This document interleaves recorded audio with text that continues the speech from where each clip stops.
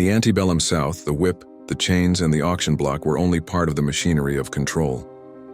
Beyond the plantation, a system existed to enforce slavery with legal authority, violence, and surveillance, the slave patrols. These groups of white men, organized by counties and supported by state law, were tasked with hunting runaways, punishing the disobedient, and maintaining the hierarchy of bondage.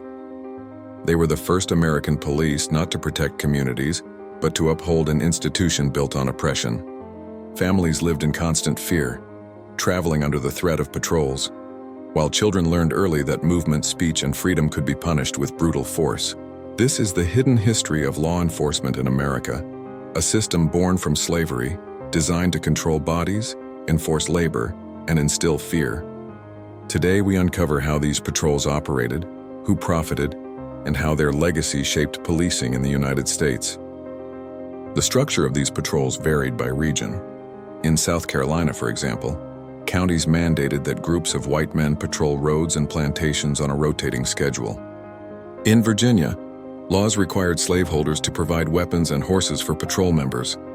Membership was often compulsory, with fines or imprisonment imposed on those who refused to serve. Patrols became both a legal and social obligation, intertwining civic duty with the enforcement of slavery. Patrols operated on multiple levels. Day patrols monitored roads, public spaces, and marketplaces, ensuring that enslaved people could not travel freely or gather in numbers that might foster rebellion. Night patrols were particularly feared, prowling plantations and forests to detect escape attempts. They carried whips, guns, and tracking dogs, using both physical force and terror to maintain control. For enslaved people, every journey, every interaction, carried the risk of detection and punishment. The economic rationale for patrols was clear.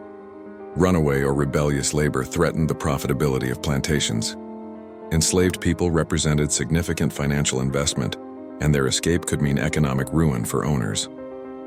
Patrols reduced the risk by enforcing curfews, monitoring movement, and punishing disobedience. The cost of organizing patrols was considered a necessary expense, just like maintaining fences, overseers, or livestock. Human lives were managed as property, and patrols were the security system protecting that property. Slave patrols were often organized around communities. Local white men knew the terrain, the families, and the movements of the enslaved. This familiarity made patrols efficient and terrifying. Enslaved people could not easily hide. Neighbors were complicit, and the law provided cover for violence. Community enforcement reinforced social hierarchies and racial control, ensuring that patrols were as much about maintaining white supremacy as they were about recapturing labor. The origins of slave patrols date back to the late 17th century in the southern colonies. As plantations grew, so did the fear of rebellion, escape, and insubordination. Slaveholders recognized that human labor, unlike land or crops, could flee. Laws were enacted to ensure that white men could legally organize patrols to capture runaways, punish insubordination, and maintain the system of bondage. These patrols were often composed of ordinary white citizens, farmers, tradesmen, and overseers tasked with night watches, routine inspections, and enforcement of curfews. Patrol members were empowered to use violence without legal consequence. Their authority was codified in statutes. Any enslaved person found off the plantation without permission could be whipped, branded, or even executed depending on the colony or state. Patrols conducted raids in fields, forests, and towns, ensuring that enslaved people could not congregate, communicate freely, or organize resistance. The threat was omnipresent. Even a minor misstep could trigger severe punishment. The legal framework supported patrols extensively. Codes detailed how patrols could operate, the punishment for disobedience, and the liability protections for patrol members. If a patrol member inflicted harm or death on an enslaved person during duty, courts almost universally sided with the patrol. These laws created an environment in which terror was institutionalized, and violence became a sanctioned method of social control. Enslaved people had no legal rights in these encounters.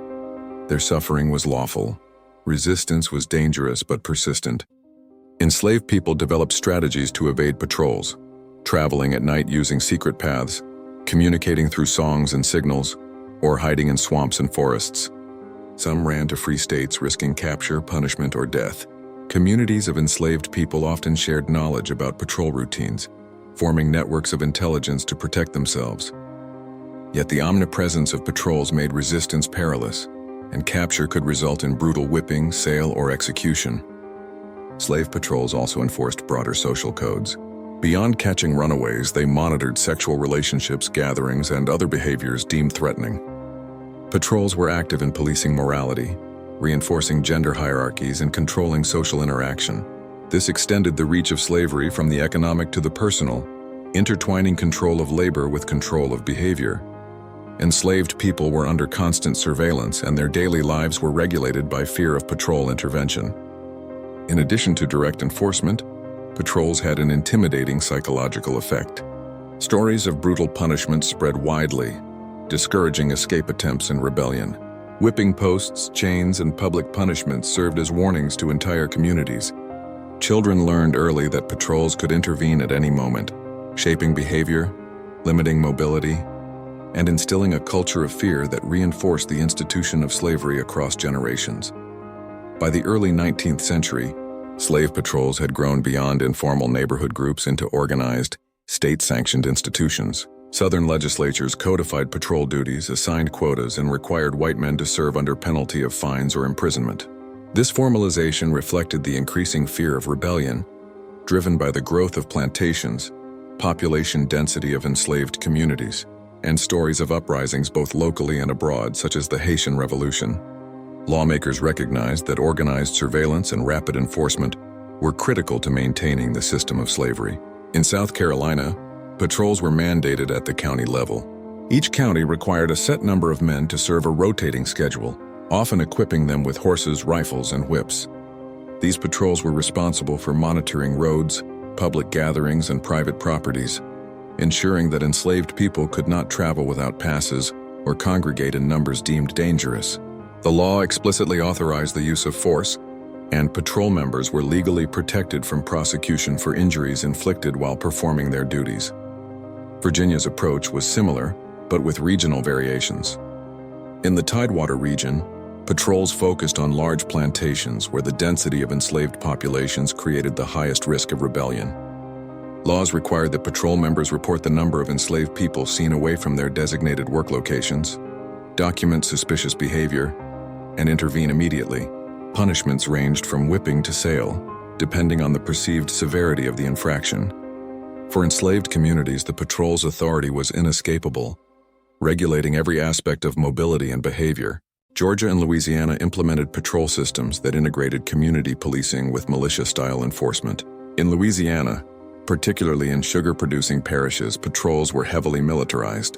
Members were equipped with firearms, tracking dogs, and reinforced by local militias during periods of heightened fear, such as post-uprising scares. Patrols conducted regular inspections of plantations and townships, often preemptively punishing groups who were believed to be planning escape or insubordination. The systematic reach of patrols in these regions created a climate of constant surveillance and intimidation. The patrol's methods were both practical and psychological. They patrolled roads at night, often using dogs to track runaway individuals. Night watches were especially feared, as patrols could appear without warning at any plantation or cabin. During daytime, patrols monitored public spaces, marketplaces, and river crossings. The very sight of patrols carrying firearms, whips, and chains served as a deterrent. Enslaved people had to memorize routes, patrol schedules, and the locations of patrolling stations to minimize risk, demonstrating the extreme burden placed upon them to avoid detection. Patrols also maintained broader societal control. They monitored gatherings, dances, and religious meetings, fearing that enslaved people might organize uprisings or share prohibited knowledge. Patrols would break up assemblies, punish participants, and report to local authorities. This enforcement extended the power of the plantation elite into community life, ensuring that enslaved people remained isolated and under constant threat. The combination of legal authority, organized violence, and psychological intimidation made slave patrols among the most effective instruments of control in the antebellum South.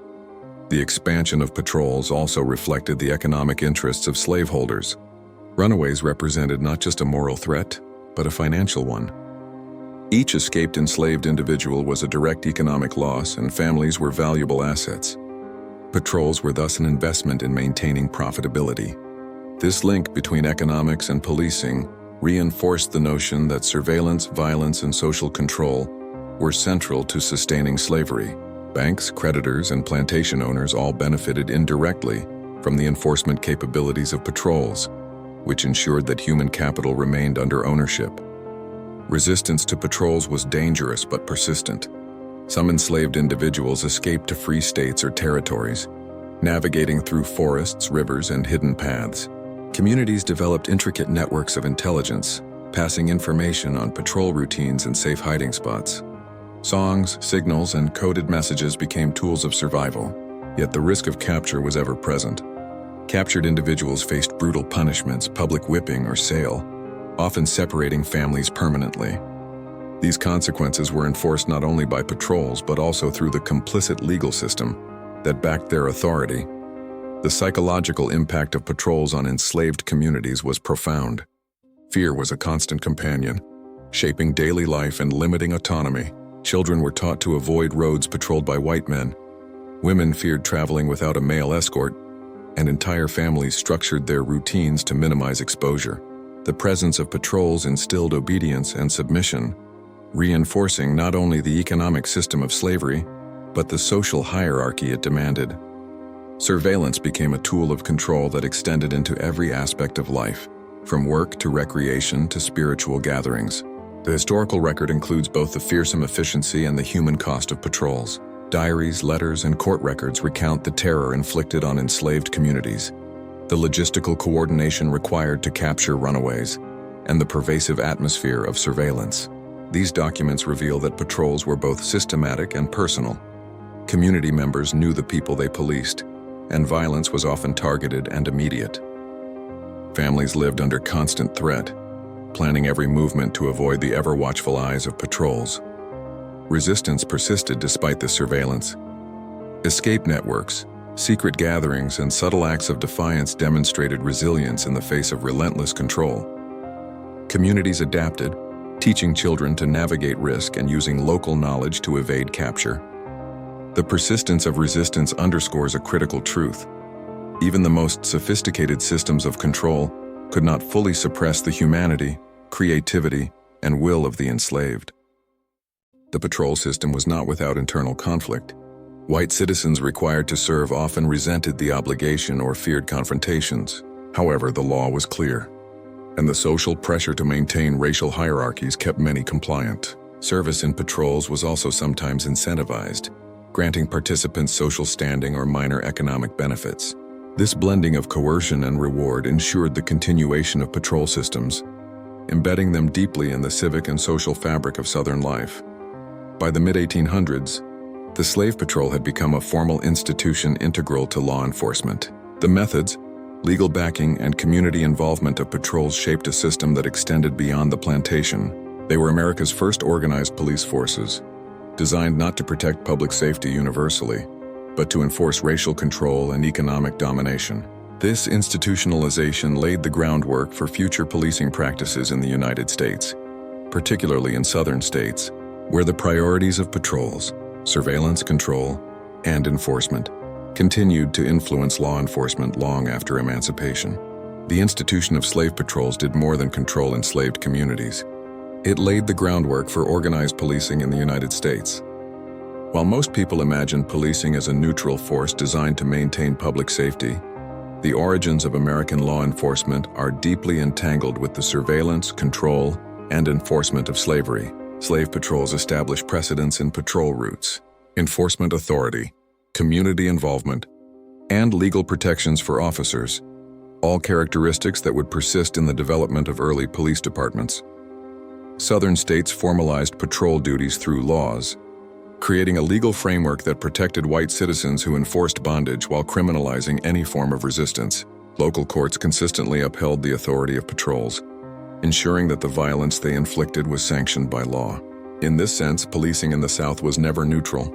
It was designed explicitly to protect the economic and social order built on slavery. The patrol's primary function was not to prevent crime generally, but to suppress the mobility, agency, and potential rebellion of enslaved people. Political interests also supported patrols. Southern legislatures passed laws mandating service and providing immunity for patrol members, often framing compliance as civic duty. Local sheriffs, judges, and militia leaders were complicit, reinforcing patrol operations through legal authority. Beyond the economic benefits, patrols reinforced racial hierarchies, ensuring that white supremacy was maintained through both law and violence. Enforcement was not haphazard. It was strategic, state-backed, and deeply intertwined with the political structure of the region. The methods employed by patrols were sophisticated for the era. Patrols used tracking dogs, patrol routes, night watches, and informant networks to locate runaways. They monitored roads, markets, rivers, and forests, maintaining an omnipresent sense of surveillance. Enslaved people developed strategies to evade detection, using secret paths, signals, and community networks. Songs and coded language were critical tools for communication, allowing communities to share intelligence about patrol movements and avoid capture. Yet the risk of discovery was ever present, and punishments were brutal and public. In contrast, northern states had less reliance on patrols because slavery was less prevalent, but the legal and civic structures they established were influenced by southern practices. Cities like Boston and New York saw early policing models emerge that borrowed organizational tactics similar to patrol rotations, legal authority, and rapid response enforcement. The distinction between maintaining public order and protecting economic interests became blurred, and the legacy of patrol-based policing influenced how American law enforcement would evolve nationwide. The economic dimension of slave patrols cannot be understated. Enslaved people were valuable property, and patrols were a direct mechanism to protect the financial investments of planters, banks, and creditors. Banks in Charleston and New Orleans extended loans secured by enslaved individuals, and patrols functioned as the enforcement arm of these economic agreements. By ensuring that enslaved laborers did not flee, patrols directly safeguarded the profitability of the plantation economy. Families of enslaved people bore the consequences of this system. Repeatedly subjected to the risk of separation and punishment, families suffered immensely under this surveillance system. Children learned early that stepping outside the boundaries set by patrols could result in whippings or sale. Parents constantly feared the separation of loved ones through punitive measures. Many enslaved individuals were arrested simply for being away from their assigned work locations, and patrols did not distinguish between minor infractions and serious offenses. The psychological toll of constant monitoring created a pervasive climate of fear that shaped behavior across generations. The patrols also enforced laws that extended into the social and moral realms of enslaved life. Relationships, gatherings, and communal activities were strictly regulated. Patrol members often intervened in religious ceremonies, dances, or other forms of cultural expression, fearing that such events could serve as incubators for rebellion. Enslaved communities had to navigate these restrictions carefully, balancing survival with cultural preservation. In this way, patrols controlled not just movement, but the very social fabric of enslaved life. Resistance, though dangerous, continued. Runaway networks such as the Underground Railroad were built on the knowledge of patrol routines and vulnerabilities. Escapes often required precise timing, local guides, and secrecy.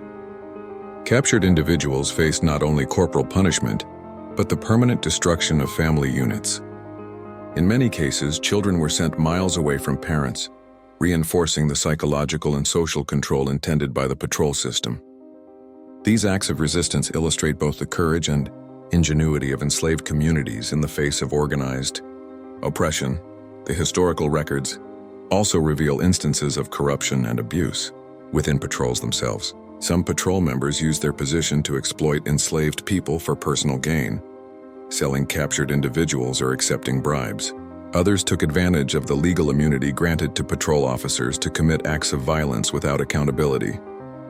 These abuses highlight the intersection of law, power, and human suffering, and the ways in which patrols institutionalized both control and personal exploitation. Education and literacy among enslaved communities were directly affected by patrols. Patrols frequently monitored and punished attempts to learn reading or writing, fearing that knowledge could facilitate escape or rebellion. Secret schools, hidden teachers, and coded communication networks emerged as acts of resistance. Patrols, by enforcing these restrictions, not only controlled movement but actively suppressed intellectual and cultural development. The financial and political entrenchment of patrols ensured their persistence. Enslaved people were an investment, and patrols minimized economic risk. Local governments supported the system because it maintained order, preserved property, and reinforced white dominance. Patrols became self-sustaining institutions with legal protection, economic incentives, and political backing, creating a powerful apparatus of control that extended far beyond the plantation. Ultimately, slave patrols were a unique combination of civic duty, militarized enforcement, and economic protection. They institutionalized surveillance, legitimized violence, and reinforced social hierarchies, creating a policing model that would resonate in American law enforcement long after emancipation. By studying patrols, we see the intersection of race, economics, and state power, and the enduring consequences for communities that were subjected to this system of control. The Civil War was a turning point for slave patrols. As Southern states seceded and conflict erupted, the formal enforcement of slavery became increasingly militarized. Many patrol members joined local militias or Confederate forces, carrying their experience of surveillance, tracking, and punishment into wartime operations. During this period, enslaved people sought opportunities for freedom, and patrols were deployed to prevent escape, suppress rebellion, and maintain economic productivity on plantations that remained operational. The war amplified both the brutality and the reach of these patrol systems, blending civilian and military authority in unprecedented ways.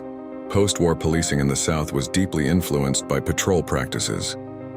Early police forces in cities like Charleston, Savannah, and New Orleans drew directly from patrol structures. Officers patrolled specific routes, monitored the behavior of Black residents, and exercised discretion backed by community and legal support.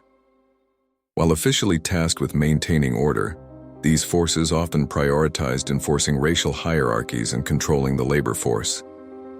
The continuity between slave patrols and early police departments illustrates how the mechanisms of oppression were institutionalized within law enforcement.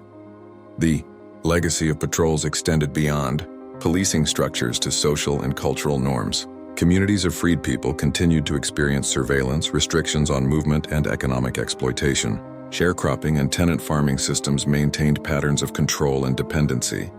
While law enforcement reinforced racial boundaries, families lived under a persistent threat of intervention, echoing the fear instilled by slave patrols. Children inherited a world in which mobility, speech, and opportunity were constrained by a long-standing culture of surveillance and punishment. With emancipation in 1865, the legal foundation of slave patrols collapsed. The 13th Amendment abolished slavery, ending the statutory justification for patrols' existence. Yet the structures, personnel, and tactics of patrols did not vanish overnight. Many former patrol members transitioned into local law enforcement, sheriff's offices, and constabularies, bringing with them the same methods of surveillance, intimidation, and racial control. In this sense, the end of slavery did not erase the apparatus of enforcement. It evolved into a new form, embedded in the policing of African American communities during Reconstruction and beyond. Reconstruction presented both opportunities and challenges. Freed people sought to exercise autonomy, claim land, and reunite with families, but patrol-like tactics persisted. White supremacist organizations, including the Ku Klux Klan, adopted strategies reminiscent of patrols: night raids, intimidation, and violent enforcement of racial hierarchies. Former patrol members often participated in these groups, blending legal authority with extra-legal violence. Freed communities, despite the protection of new constitutional amendments, remained under the shadow of surveillance and terror, echoing the patrol's pre-war control. Economic interests continued to shape post-war policing. Landowners, creditors, and local elites relied on law enforcement to protect property, suppress labor mobility, and enforce economic hierarchies. In many cases, officers were tasked with collecting debts, monitoring labor contracts, and preventing collective action by Black workers. The policing methods learned from slave patrols were perfectly suited to these objectives, demonstrating the continuity of economic and social control even after emancipation. Resistance to post-war policing mirrored the strategies used against patrols. African American communities established mutual aid societies, night schools, and churches as centers of refuge and organization. Networks of communication, knowledge sharing, and covert movement persisted, reflecting the resilience and ingenuity developed under centuries of surveillance. Yet the persistence of patrol-like enforcement limited freedom and reinforced fear, demonstrating how deeply ingrained these systems had become. The cultural impact of patrols is also significant. The fear, trauma, and disruption inflicted on enslaved communities shaped generational experiences. Stories of patrol violence, family separation, and constant surveillance were passed down, influencing community behavior, mistrust of law enforcement, and strategies of self-preservation. These narratives continue to shape cultural memory and underscore the deep human cost of a system designed to enforce bondage through fear and violence. Archival records, court documents, and personal narratives offer vivid testimony to the experiences of those policed by patrols. Letters from formerly enslaved individuals describe the terror of night raids, the cruelty of whipping, and the anxiety of simply leaving home. Plantation records detail patrol assignments, rosters, and enforcement schedules, revealing the methodical organization of these forces. Together, these sources demonstrate that slave patrols were not informal vigilante groups. They were highly structured, legally sanctioned instruments of social and economic control. The moral implications of slave patrols and their legacy remain profound. Patrols institutionalized the idea that certain communities could be policed differently, that surveillance and violence could be legally sanctioned based on race, and that state authority could serve economic and social hierarchies rather than universal justice. These practices normalized the dehumanization of African Americans and provided a template for racialized policing that continues to resonate in modern discussions of law, enforcement, and systemic inequality. Modern policing debates frequently trace roots back to slave patrols. Scholars argue that early law enforcement in the South was designed to control black populations, protect property, and enforce white supremacy. This historical foundation informs contemporary critiques of racial profiling, over-policing in marginalized communities, and disparities in the criminal justice system. Understanding patrols as the first American police provides critical context for evaluating ongoing systemic inequities and highlights the historical continuity of racialized surveillance. As historians examine the transition from slave patrols to modern policing, the lessons are clear. Systems of law enforcement do not exist in isolation. They are shaped by economic, social, and political interests. The patrols focus on controlling movement, enforcing labor, and maintaining racial hierarchies, provides a lens to understand how policing in America has been historically racialized. Recognizing this history is essential to understanding contemporary debates on justice, equity, and law enforcement reform. Ultimately, the story of slave patrols is one of power, control, and human resilience. While the structures evolved, the methods of surveillance, intimidation, and enforcement left an enduring legacy. Enslaved communities endured extreme hardships but resisted, preserving family bonds, cultural traditions, and strategies of autonomy. The transition from patrols to modern policing underscores the continuity of institutionalized control, providing historical context for understanding contemporary social and racial dynamics in the United States. The scope of slave patrols extended far beyond simple enforcement.